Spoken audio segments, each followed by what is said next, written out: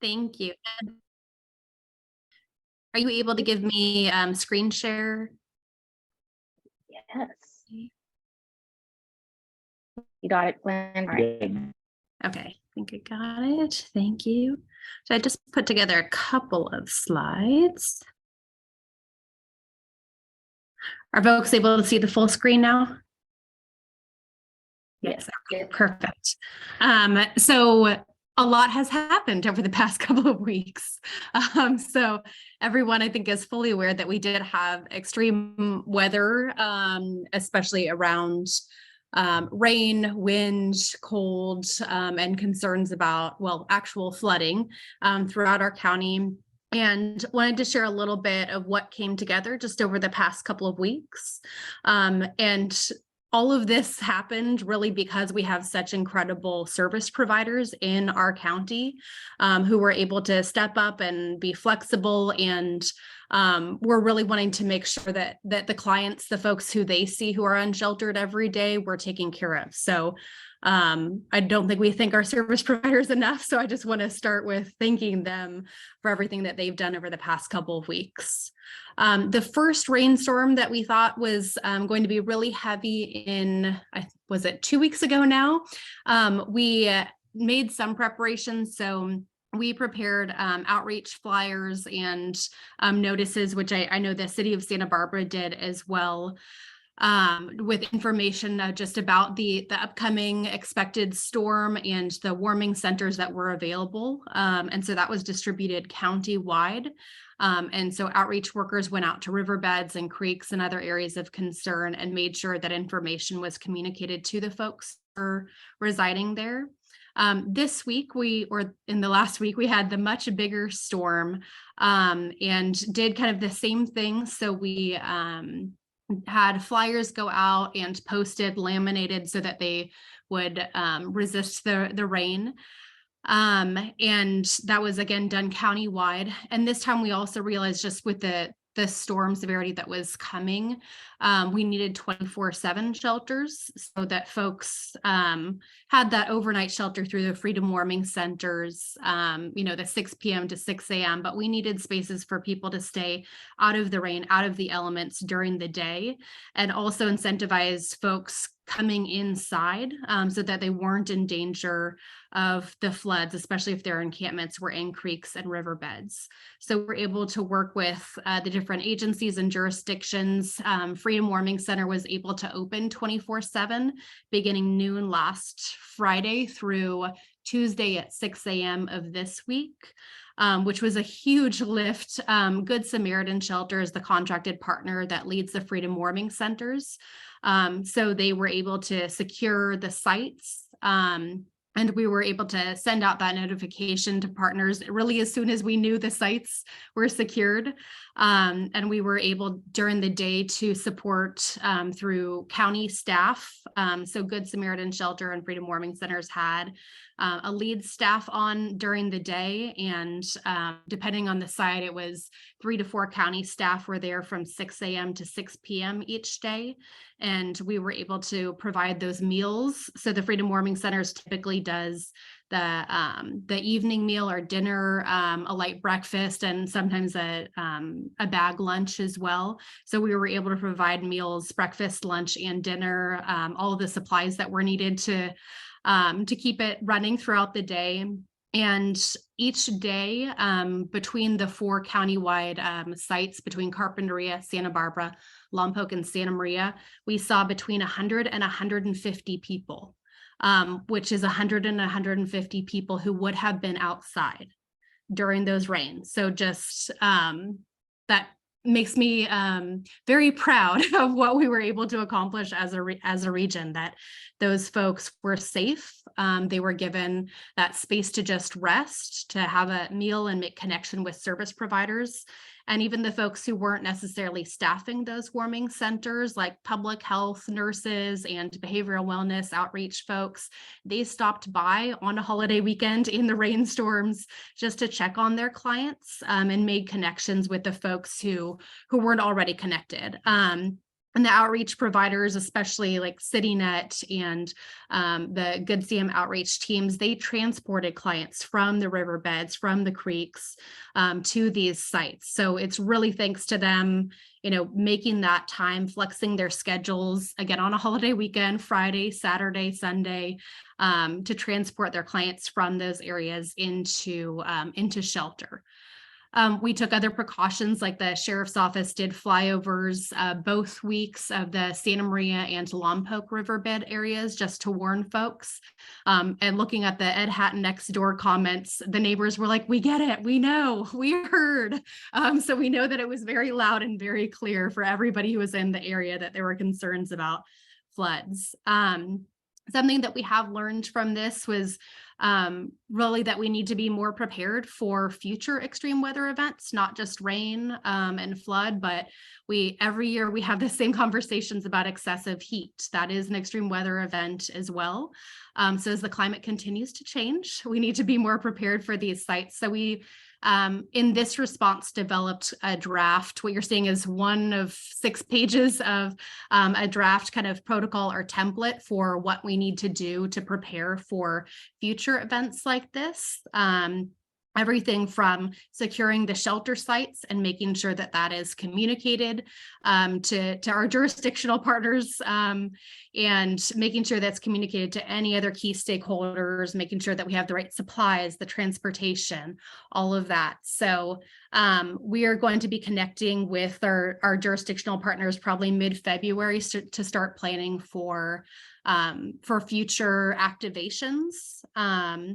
And in the meantime, we're not really out of the woods with the cold winter weather. Lompoc Freedom Warming Center is activated Thursday evening, and depending on the temperatures that are predicted, and for Friday, we may also be activated countywide.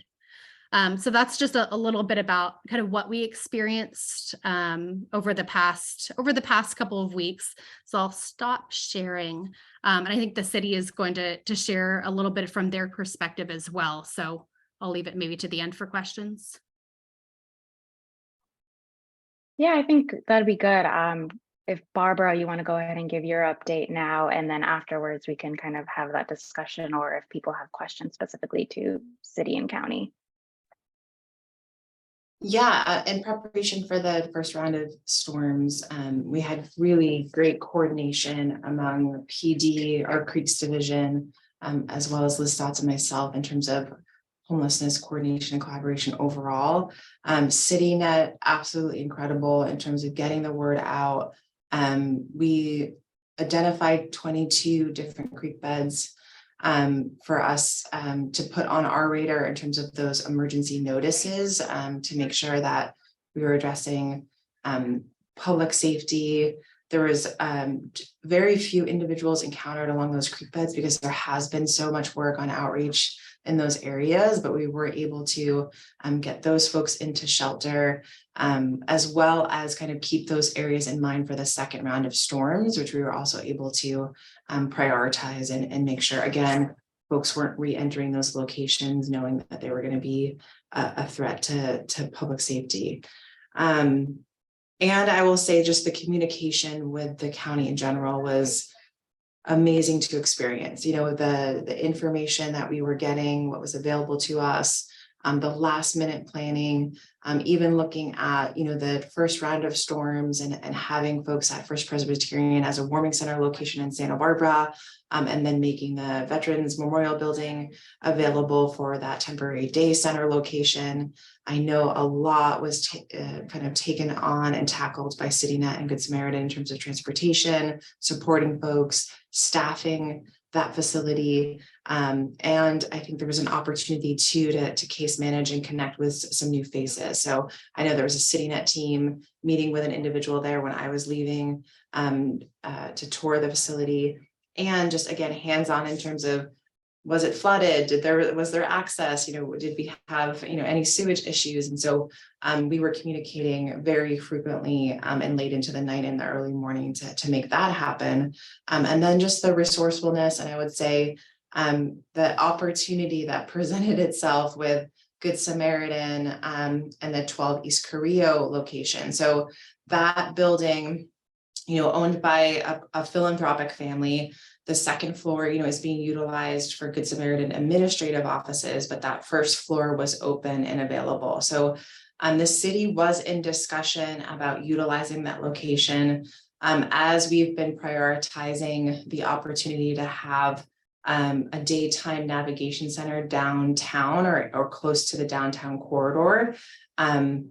The location itself, I think, in terms of accessibility is great. And so Lucille speaking to, the number of individuals served, that they were maxed out in terms of overnight capacity and then able to serve a couple of walk-ins during the daytime hours. I will say in terms of my data collection, just throughout the weekend, visible improvements to downtown, visible improvements to the waterfront area with path being open during the day. The rescue mission stepped up and opened their chapel to folks during the day. I will say I wish we had that all the time because just real visible positive improvements in terms of folks, one, saying yes to it, being open to really receiving those services, being at those locations. Obviously, the uniqueness of 24/7 sites, being able to, for the county to really take on making that happen for the first time ever, not having to transport individuals back and forth and really seeing what the potential and possibilities are to have something like that as a resource in our community was phenomenal. I think some of you saw my quote in the paper, and of course, Nick always gets me at my personal worst, which is I was exhausted, and I was just like, wow. That's all I can say is, wow, this is amazing.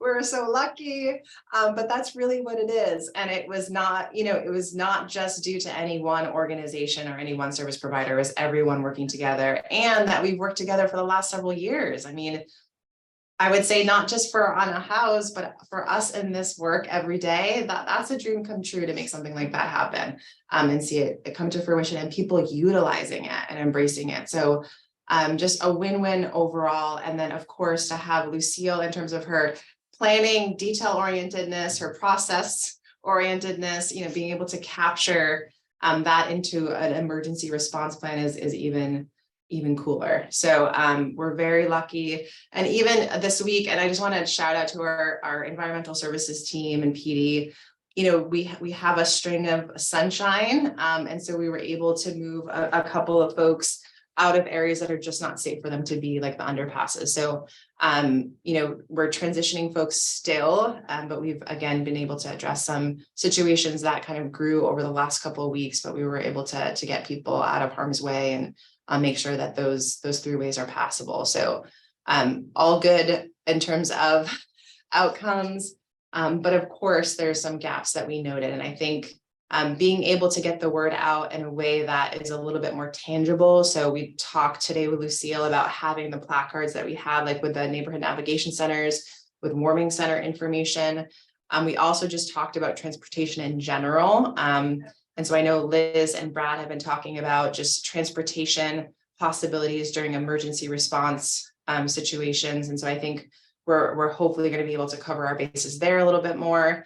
And so again, just open to any other feedback that we can receive in terms of how we can improve and make that response just more effective and more efficient moving forward as well. And thanks everyone too for residents and business owners on the call. Your patience. It was a brutal series of storms. And we had a high number of vulnerable folks that we needed to support under alcoves or in shelter or all of the above. And so thank you so much for understanding that, keeping us in the loop in terms of what you're observing and for us to be able to address that in a timely manner.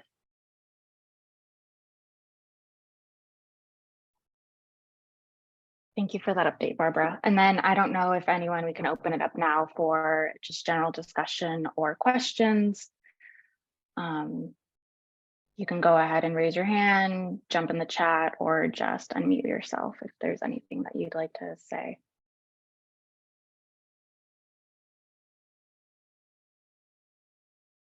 I will also add, just because you were mentioning, Barbara, some of the things that we've learned or, challenges, something that we've been discussing amongst providers is really, I know as much as we want to encourage all the unsheltered individuals to take advantage of these opportunities, that sometimes just how challenging it is to get about and, go, for people in Goleta, for instance, having to come into Santa Barbara with belongings just for a couple of days to return back to the region that they reside in the most. I think that's a challenge. And so I think a level of expectation from community members or just all of us here of really, how challenging that will be for someone to move everything that they have, leave the place that they're really comfortable in just for a couple of days to have to come back and go back and forth.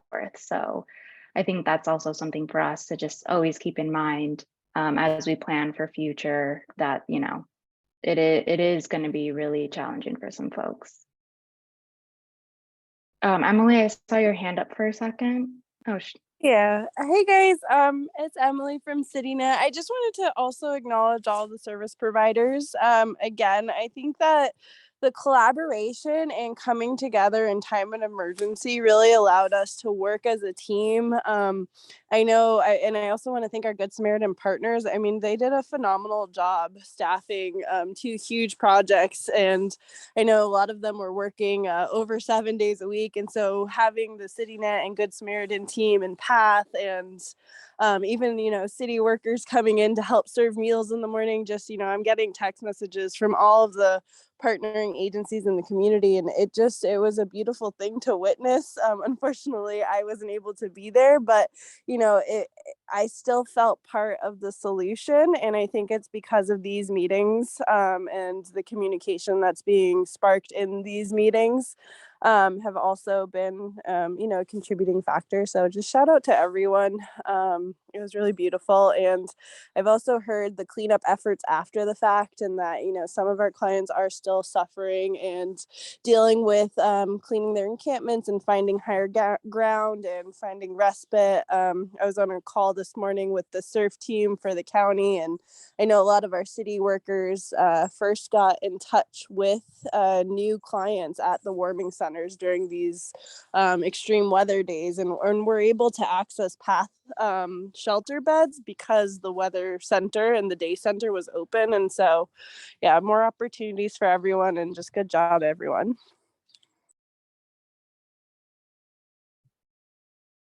I think all of that work just really shows how much our community is willing to work together. And I think, Barbara, like you said, we just really need to, how can we do that all year round and not necessarily just in these instances of emergencies? So I echo everything that everyone has said. It's been really amazing to see how much providers and different jurisdictions being able to work together to support our unsheltered population. So if there are no other comments or just questions there, we'll continue to update, as Lucille was saying, with the coordination response for future events like heat waves. We'll update everyone on that, and SBACT can support in any way. But if there are no other questions or comments, we can move on to encampment response with the county on our agenda. All right, I'm back. Let me show the slides.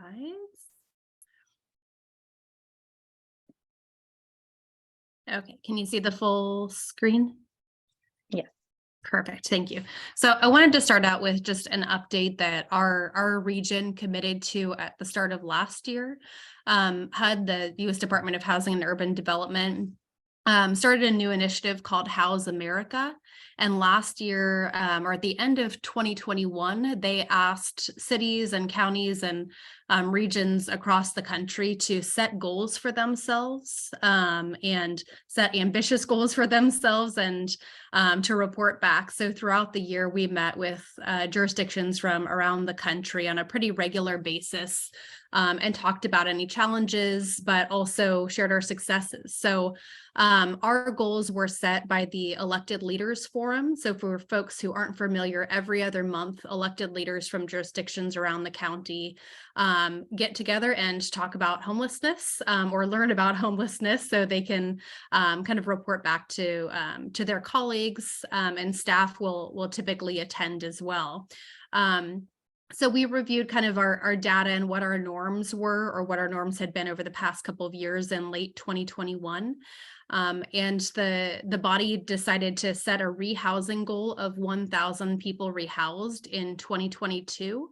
So folks who had fallen out of housing, were experiencing homelessness, we wanted to rehouse 1,000 people, and we exceeded that. This may bump up a little bit more as data continues to be reported or updated, but as of mid to late December, 1,050 people had been rehoused last year, which is just huge. And if you tune into the Board of Supervisors meeting on Tuesday, you'll hear the challenge, which is many more than that fell out of housing in 2022. So folks who were impacted by the eviction moratoriums lifting or fell out of housing for another reason. So I'll give you the good news and then sandwich some bad and then go back to some good news too. That we knew that we had some projects potentially in the pipeline. Late 2021, we were looking at potential home key and some other projects. So we set a really ambitious goal for our region, which was to have 100 units in the pipeline in 2022. And the definition that we had for that was really that they were shovel ready, or everything was approved, or it was already being kind of developed. So what was brand new in 2022? And we exceeded that with 109 units. So that's huge. That's 109 brand new units that we did not have access to. They did not exist before 2022. So those are in the pipeline. And in South County, a couple of those especially would be like Veracruz Village in Santa Barbara that's opening later this year, Buena Tierra in Goleta that's opening later this year. So those are projects that are in the pipeline that are dedicated to our folks who are currently unhoused. So we are awaiting some of the framework for goals that we want to set in 2023 from HUD. I think we're meeting later this month. So we'll set new goals. But you may have also heard that the United States Interagency Council on Homelessness, which is 19 different federal agencies, they all work together and came up with a new campaign called All In. So they have developed this plan, and we're looking forward to more support coming in just the next year. I wanted to start with just that good, framework really of the work that all of the providers did. So this is that 1,050 people, that's CityNet, that's Good Sam, that's New Beginnings, that's Youth and Family Services, and I'm forgetting about 20 different homeless service providers who are PATH, who are getting those folks rehoused. So this is system-wide in 2022. But I'm here today to talk more about encampments, really. So for folks who aren't familiar, the county's Board of Supervisors in late 2021 approved an encampment resolution strategy and protocol. And I can send these slides to Catherine and Landon and folks after this, so you can get the hyperlink to the year one progress report. And this is going to the Board of Supervisors on Tuesday. But I have to give kudos to the board. They use their ARPA recovery funds, their state and local recovery funds, about a third of what they received. They dedicated to housing and addressing homelessness. So they did a huge thing by saying, yes, we approve this strategy and this protocol, and we're giving you resources to implement it. So I'll walk you through a little bit of the first year. So that was back in late 2021, they adopted the strategy, including the protocol and team, approved an encampment response coordinator role, which I am now in. They dedicated funds for strategy implementation, beds, and units. So in part of that, just in that time frame, folks will hopefully remember Hedges House of Hope opened with some of these dollars, and additional beds will be coming. They also dedicate some of that funding to the Goleta Home Key project. So that was all part of these dedicated funds. In the first year, we've deployed the response team. So this is myself with homeless service providers, depending on the region. It's typically CityNet or Good Samaritan Shelter along with us, with fire, public health, law enforcement, and others, depending on the location. So that team goes out to assess sites. We approved a contract for sanitation services and removal of debris. So we work closely with quick response as folks are moving from encampments into shelter to quickly remove any abandoned debris. We now have consistent countywide use of mapping software. So we were turned on to the Fulcrum mapping software by some fire and police department or law enforcement agencies and other outreach agencies. We've expanded our outreach team. So this is all funded through the ARPA state and local recovery funds. And so we have countywide outreach that had previously been funded by COVID response funds. And as those came to an end, we were able to expand our outreach teams. We have new shelter and interim housing beds, some that are already online and some that are coming. In the next year and next couple of years, we're looking forward to more development of additional shelter beds, interim housing, and permanent affordable housing units. We'll continue to work with our partners throughout the county to develop memorandums of understanding to really formalize our collaboration. And we'll continue to seek funding to resolve encampments. So that's really just a snapshot of year one. And I want to highlight some of the continued challenges, but also the successes. So the continued challenges are really the lack of interim housing beds, and interim housing can be shelter that something where somebody is not going to be there permanently. So in Santa Barbara, if we think of Dignity Moves or PATH, so it's more of a temporary solution for somebody to get them from unsheltered homelessness into shelter, and then ideally into a permanent housing placement. But we do not have enough beds, as we saw the folks, as soon as we had additional beds, but really cots open just this past weekend, more folks came inside. So we need more of those interim housing beds. And I'll give another plug for the Tuesday board meeting. We'll be talking about some of the more specific sites throughout the county that are proposed or in development. We have a lack of affordable housing units. So as different jurisdictions, cities and counties are working on their housing element updates, you'll see the need for affordable housing units in all of the regions throughout our county. And then we see the impacts of approaches not focused on housing placements. So there are instances where there's just concern about immediate public safety, especially along our transit corridor, or in the case of the flooding that we experienced. We're not necessarily being housing focused there. We're focused on that immediate public safety concerns, but there are impacts as folks are moving to different areas and remaining unsheltered. The successes that we're seeing are those dedicated funds that we have through ARPA. SLRF is the acronym, the state and local recovery funds. So we have those dedicated funds, and then we were fortunate to partner with the different cities, Caltrans and Union Pacific, to apply for California encampment resolution funds to specifically to have an outreach team, which is CityNet, dedicated to the transit corridor throughout our county. We've expanded those outreach teams. We have new collaborative efforts with partner jurisdictions and agencies, and we have created new interim housing beds. Even though we still need more, we have created some. If you are the data nerds, then I'll show you just a little bit of what we initially proposed to the Board of Supervisors.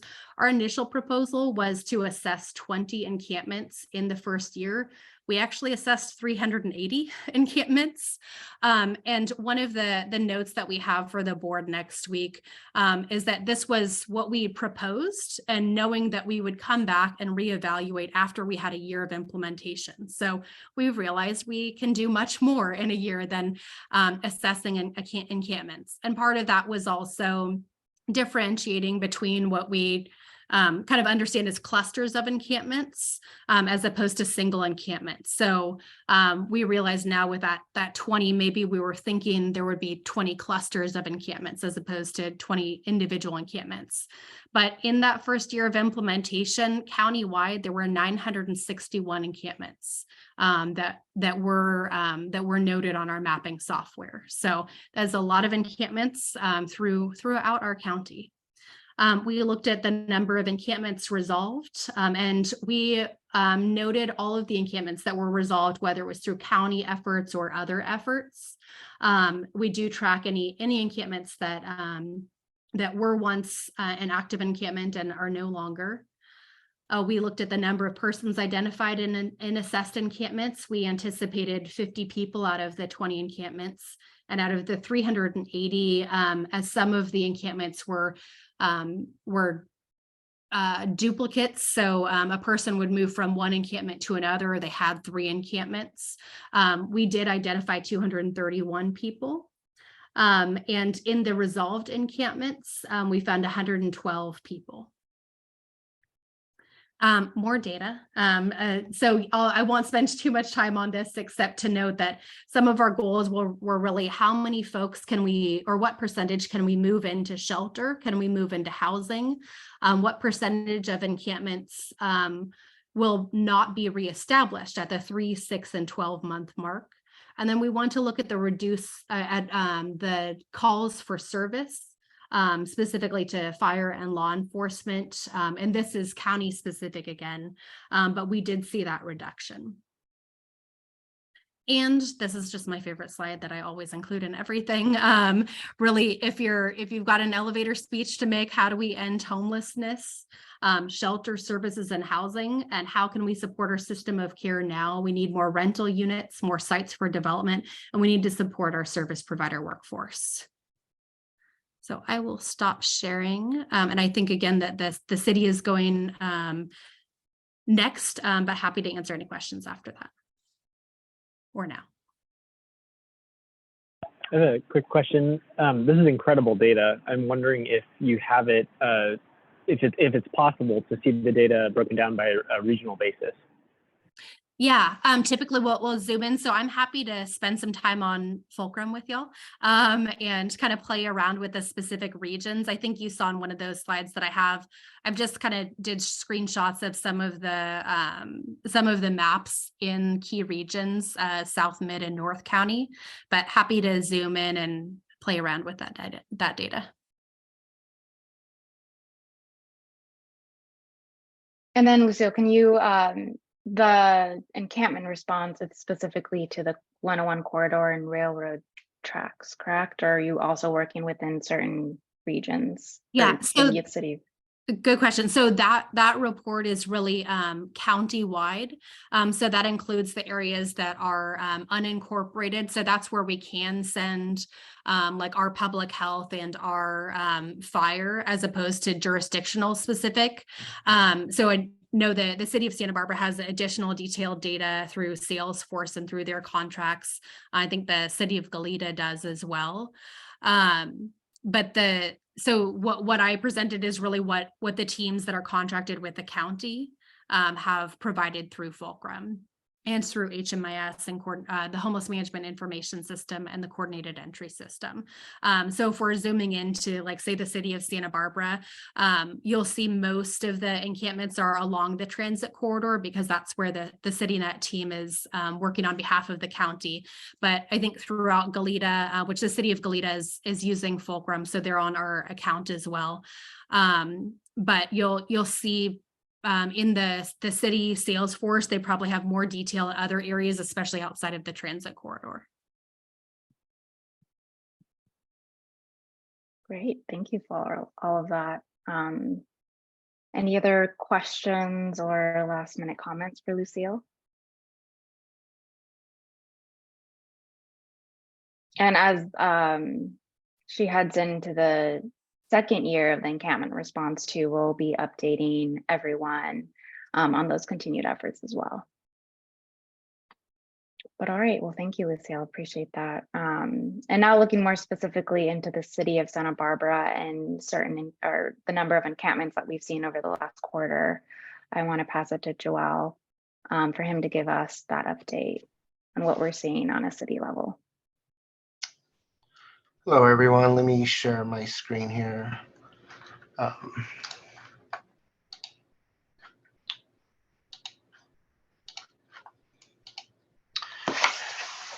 All right, can you guys see my screen?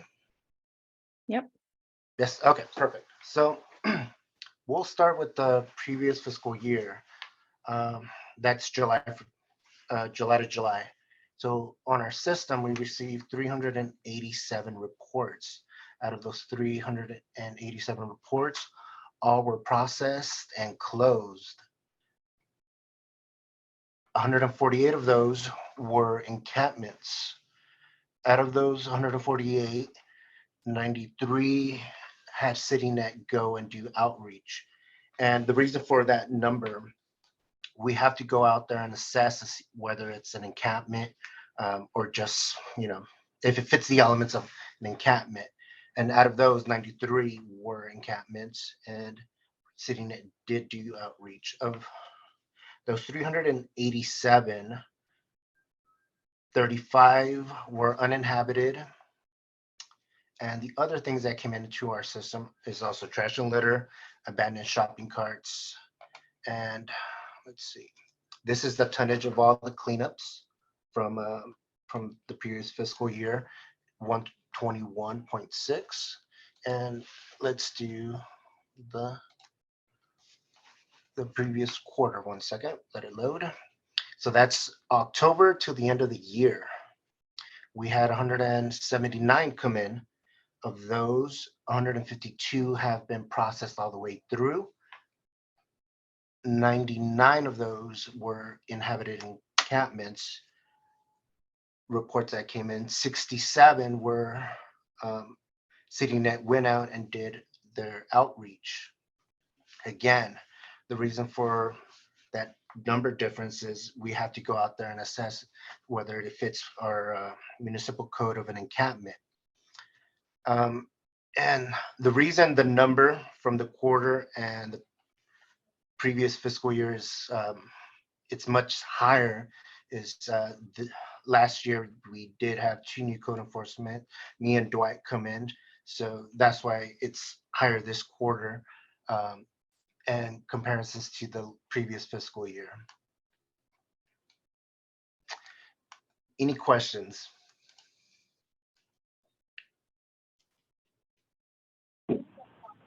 Joel, are you able to share some of that data on a neighborhood basis, like for our State Street or East Side regions? I'm sorry, can you say that again? You broke up. Are you able to share that data on a neighborhood basis, like State Street or East Side regions? Yes, I could come up with something to send it over.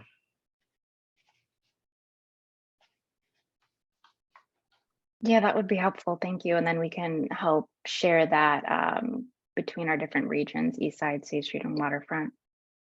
Okay, perfect. Right.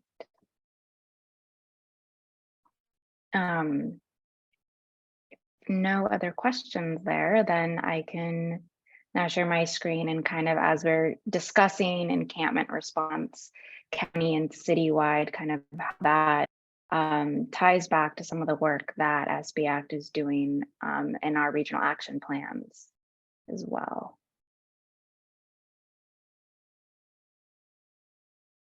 One second. Can you all see my screen? All right, awesome. So we closed out 2022 with a series of walkabouts dedicated to State Street and the Waterfront region. And we're going to continue those efforts. We saw that those walkabouts were really informative to providers to be able to identify individuals, but as well as the business engagement that we were able to conduct and touch base with business owners throughout the regions. Letting them know some of the resources that we have available to them like the RAP meetings, but also our homeless directory response, that homelessness response directory that we have. So with that, we've landed on conducting about a monthly basis. So they take place on the first of every month and will be on February 1st, and it'll be dedicated to the region of East Side, most likely focusing on the 100, 300 blocks of Milpas, because that's a lot of feedback that we're receiving, is a high impact area. So we want to send or have some attention in that area. Which ties us to our regional action plans and the restructure that we've changed to. The restructure doesn't apply to the all-call meeting. We want that to be a consistent avenue for information for the community, but our East Side and Waterfront RAP, State Street and Waterfront RAP, have changed to a two-part structure where the first 30 minutes of the call are open to the public, where they can share areas of concern, individuals that they want to bring to our attention, ask questions about our efforts, hear any follow-up that we may have, and really just giving them the opportunity to bring any information specific to a region to providers, so we can work through.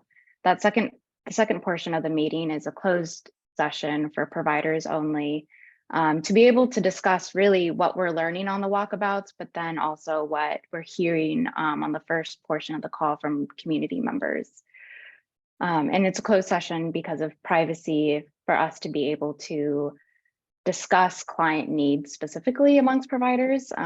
So that is why that structure is in place. And last week, we've already held our first wraps of the year, Waterfront, State Street, and our East Side call. And I think for that first call already, we've already seen some amazing collaboration amongst providers and started to identify people for each region that we want to start prioritizing. And so because of that, we're working on a specific individual, for instance, a female, and working with her to get into dignity moves. And so that kind of already highlights what that space will do for us as we continue to discuss more specifically each region and their needs. And so again, that second portion is really, we're wanting to know everyone by name throughout each region and identify about 5 to 10 of the highest need individuals, the most vulnerable, to prioritize and really brainstorm around what we need to be doing to support them.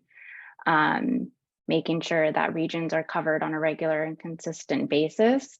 And ultimately, I think that level of work, that very targeted approach, will allow us to increase our street exits, because now, CityNet has beds at Path that are contracted through the city, as well as now the SURF contract, what you just heard from Lucille, the encampment response, also now has beds at Path as well. So we'll be able to integrate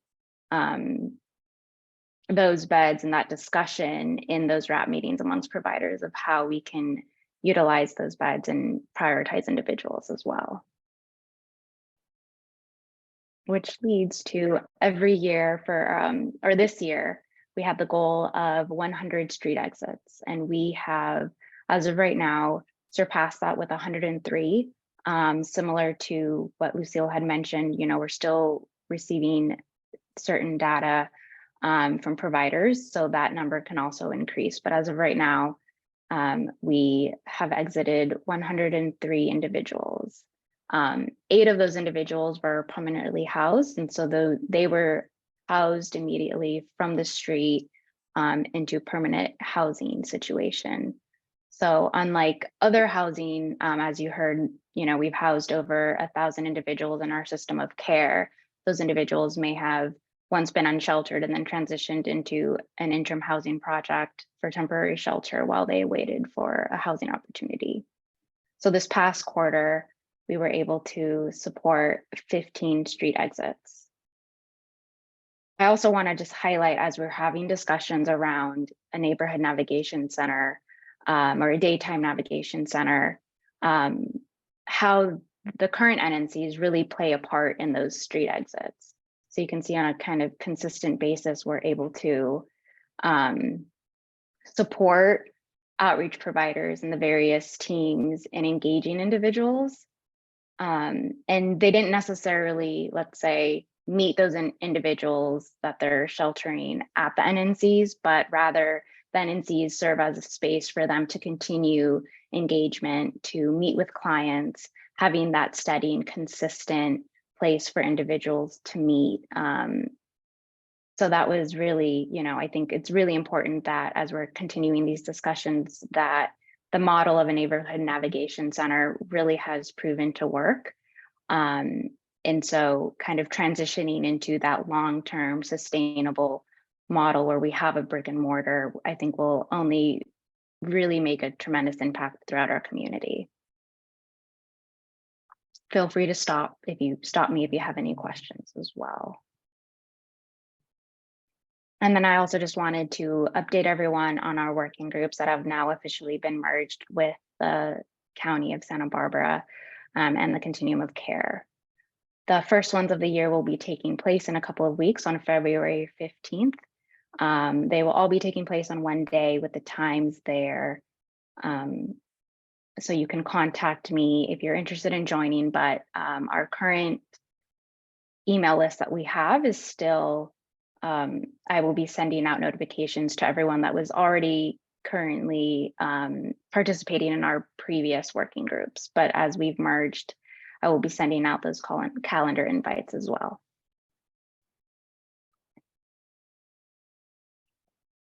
And lastly, we have the point in time count coming up. It's next week, and tomorrow is the last day to register to volunteer. You've seen a lot of emails from all of us really requesting more volunteers. We are still very much in need of volunteers to participate. So that last day is tomorrow. You can use the QR code on the screen to help spread the word as well. And then we have some upcoming trainings to make sure that volunteers are prepared for the day of. And those will be coming up tomorrow on Thursday at 7 p.m. and then Friday at 12 p.m.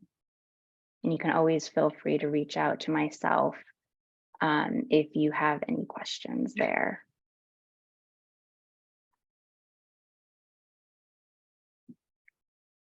So that was our general update that we had, kind of looking back at the last year and the last quarter that we've had. Thank you, Landon, for putting that information in the chat.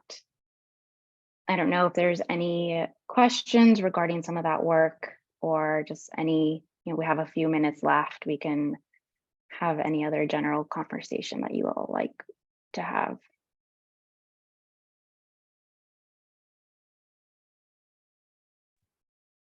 This is Liz. Just curious as to what happens if you don't get enough volunteers. Is that area missed, or is it spread out amongst other volunteers? What happens? You want me to take that one? Yes, thank you. No area is missed. We continue to go out.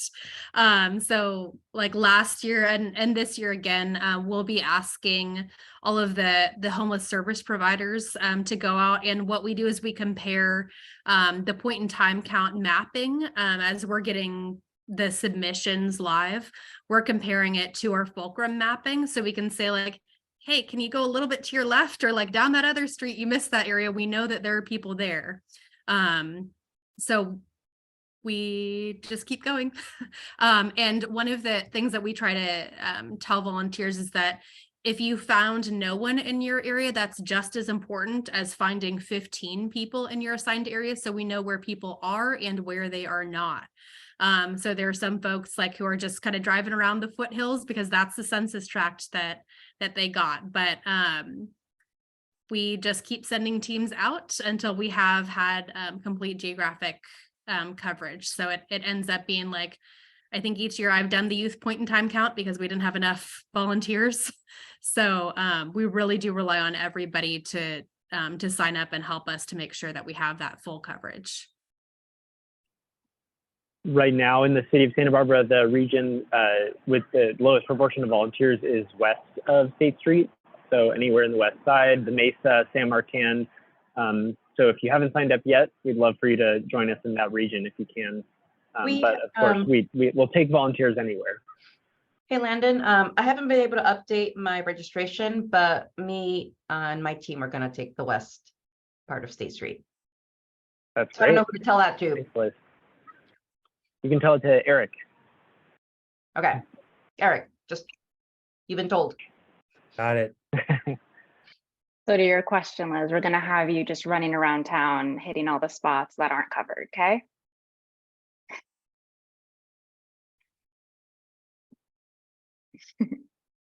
I just wanted to add, and I think again, we've mentioned this in previous RAP meetings and calls, but we are confirmed on the consent agenda for the outreach contract with CityNet. One, kind of renewing our outreach and case management agreement as relates to daytime hours, but then adding the new night and weekend presence.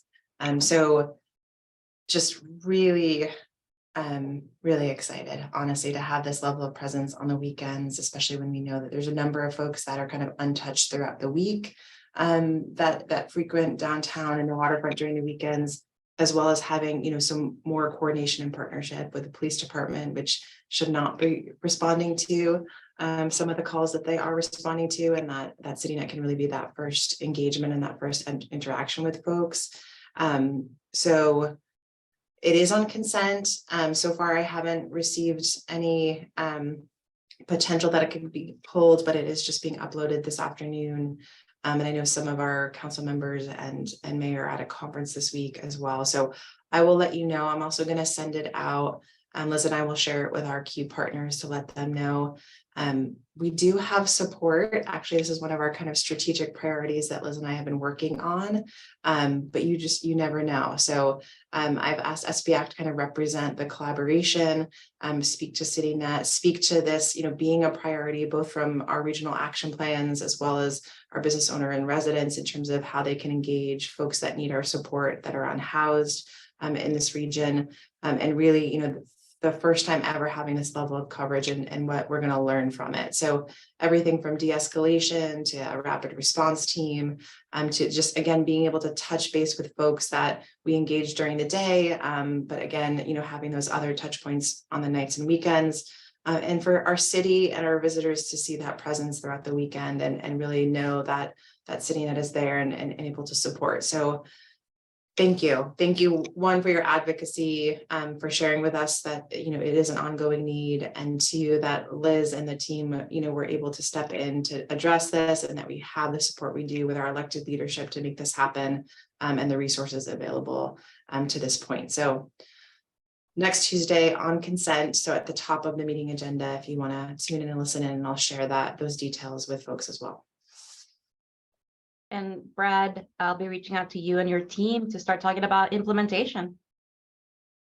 Yeah, I will be there. Look forward to those conversations. And just as an FYI, it's not every night of the week, but it's the Thursday through Sunday. Thursday through Sunday. Thank you for clarifying that. The most important nights of the week. Yeah, for the areas that we're serving. Thank you for clarifying that. So we'll have the daytime Monday through Thursday, Thursday's day into evening, and then Thursday through Sunday is that afternoon to evening hours. And actually, I think the hours for the daytime are expanded too. You guys are switching to 10-hour days, which also gives more coverage earlier in the morning and later in the afternoon. So this is also some great things ahead. Perfect. I also want to give, sorry, Catherine, I just want to give credit to a council member that's not here and the CityNet team. Once again, you know, we had a council member engage with an unhoused individual that frequents a location near their neighborhood, establish rapport, create that level of trust and openness, name, details, information, and actually got a cell phone number, which, you know, is that very rare moment where you're able to connect with someone no matter where they are. Connected with them, made arranged a time to meet with them, connected with them, and they said yes to shelter right then. So I just, again, thank everyone for these real opportune moments that we're all coming together to make this happen every day. exactly. And all I was going to just add was just the perfect timing of this new outreach structure with our RAP structure to just allow us to really have these conversations about each region and what we're seeing and the impacts, and ultimately the individuals that need the support the most. So really looking forward to having a new understanding of the dynamics out on the streets with this new outreach effort and talking through it and how we can support people and get people indoors. So thank you, everyone, and I look forward to having those discussions with you all. That is it. If no other questions, comments, concerns, I will let you all go and I will see you next time. And volunteer for the point in time count if you haven't already. Thank you, everyone. Thank you, everyone. Thank you all. Thank you.